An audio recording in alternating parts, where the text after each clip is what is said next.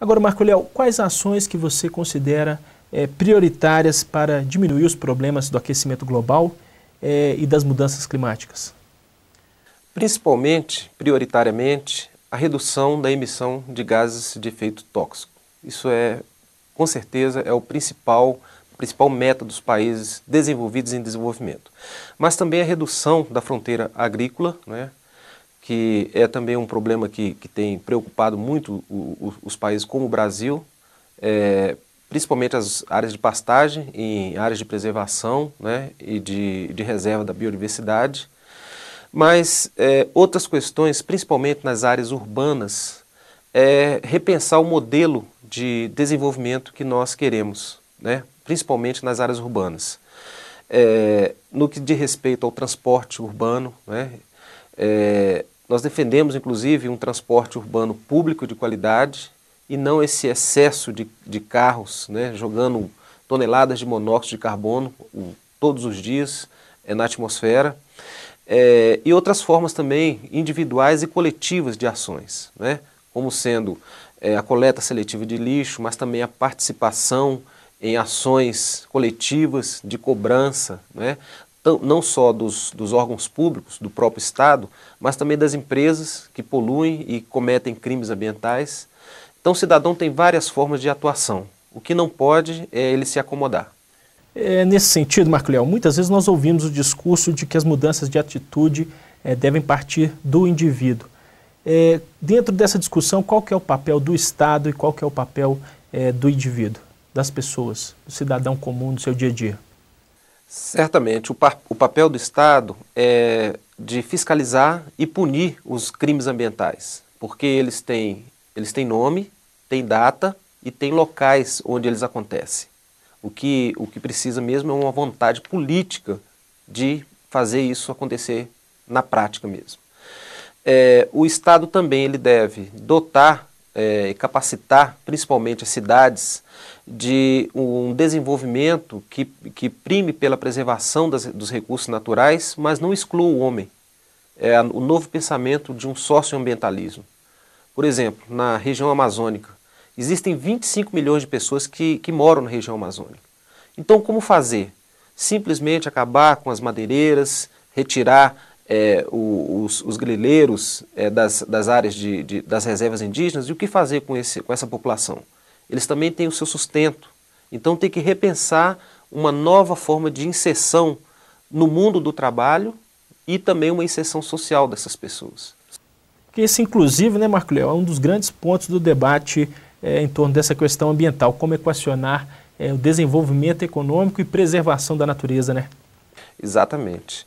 É o que nós questionamos, né?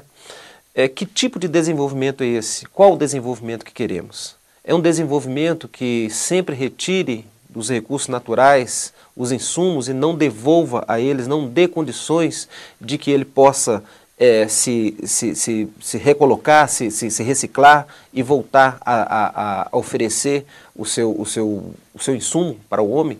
Então, não deve apenas, os recursos naturais não devem ser vistos apenas como um depósito, né, um grande celeiro de sustentabilidade, mas ele tem que ser respeitado enquanto ecossistema, né? Marco Léo, para a gente finalizar essa nossa entrevista, eu gostaria de saber qual que é a sua expectativa em relação ao novo acordo global que vai ser discutido em dezembro na Dinamarca, acordo global em torno aí do meio ambiente.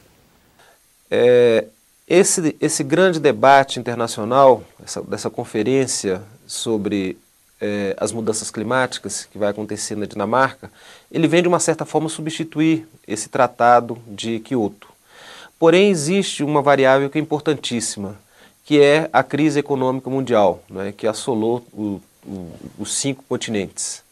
Isso vai ser determinante nesse debate, porque a queda de braço entre desenvolvimento sustentável e desenvolvimento econômico, acredito eu, vai pautar muito dessas discussões. E, novamente, as emissões de gases, as matrizes energéticas vão estar na pauta dessas discussões. E nós, como países, o Brasil como país em desenvolvimento, ele vai ter um papel fundamental nesse debate, porque é um debate de inclusão social também, não só de defesa dos recursos naturais, mas sim, a questão econômica e social vai pautar muito dessas discussões. Marco Léo, eu te agradeço pela entrevista aqui para o programa Extra Classe. Eu que agradeço. Confira agora as notícias da agenda e do Simpro em Movimento.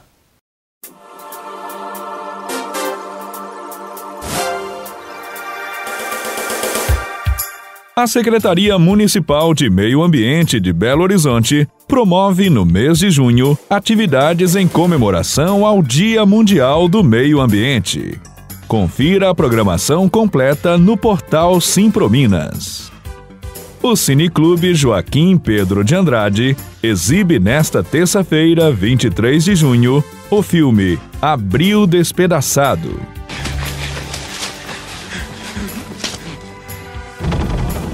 O filme narra a rivalidade entre duas famílias no Nordeste brasileiro.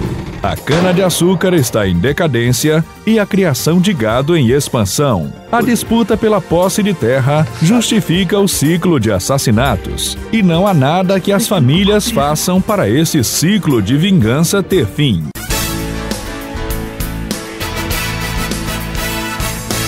Em greve desde 4 de maio, os professores da Unicor, Universidade Vale do Rio Verde, decidiram pela continuidade do movimento grevista, como forma de pressionar a direção da instituição a pagar os salários atrasados. Bom, nós professores estamos há quase 45 dias de greve por atraso salarial, entre eles o 13º salário, as férias e 80% do salário de abril. A escola até hoje não fez uma proposta plausível e na assembleia de hoje os professores recusaram a proposta da instituição e exigem pagamento de todo o atraso salarial. Então esperamos agora uma perspectiva de que a escola sente e negocie para que a gente possa voltar às atividades. Os auxiliares de administração escolar também continuam em greve nas unidades de Belo Horizonte. Além da regularização dos pagamentos, trabalhadores e alunos reivindicam a democratização da instituição. Você fica agora com a opinião da diretoria do Sindicato dos Professores de Minas Gerais sobre tema importante da atualidade.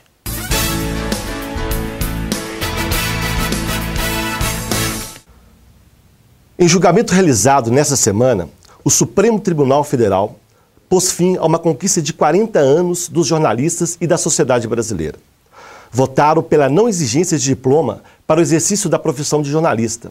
A alegação do Supremo Tribunal Federal para essa decisão expressa a posição patronal e entrega às empresas de comunicação a definição ao acesso à profissão jornalista. Um golpe do capital à qualidade da informação, aos direitos dos trabalhadores e à democracia brasileira. Não se pode confundir liberdade de manifestação do pensamento ou de expressão com liberdade de profissão. Hoje, qualquer um fala e publica o que quer, através de blogs, jornais, sites e outras mídias livres. Questionar a formação em jornalismo significa também questionar a formação em outras profissões. Afinal, que lugar é dado à educação no Brasil? O Sindicato dos Professores tem apoiado a luta dos trabalhadores jornalistas pelo diploma, porque tem lutado historicamente contra a desregulamentação e a precarização das condições de trabalho no país e no mundo. E, sobretudo, porque entende que a educação é fundamental para a formação crítica e cidadã do povo brasileiro. Mais uma vez, o Simpro Minas não vai se furtar ao seu papel de lutar pela democracia brasileira, pelo trabalho e pela educação e qualificação profissional. A gente fica por aqui, mas para saber mais sobre o programa de hoje, é só visitar o nosso site simprominas.org.br. Sua participação é muito importante.